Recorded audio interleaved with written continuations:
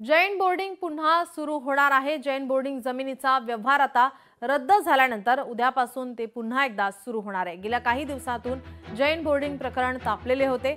मोहोळ आणि धंगेकर यांच्यात वाद पाहायला मिळत होता। या वादानंतर आता अखेर हे बोर्डिंग सुरू होणार आहे। त्यामुळे येथील विद्यार्थ्यांची होणारी गैरसोय आता टळणार आहे।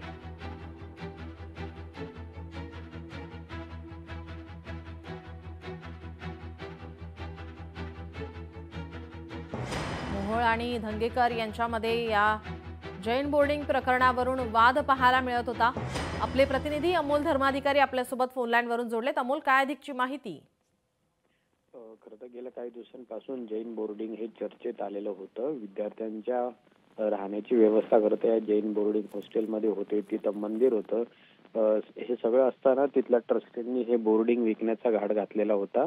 सगळा व्यवहार झालेला होता। मात्र त्यानंतर यामध्ये जैन समुदायाने आंदोलन केलं, त्याचबरोबर रवींद्र धंगेकरांनी हा मुद्दा लावून धरला।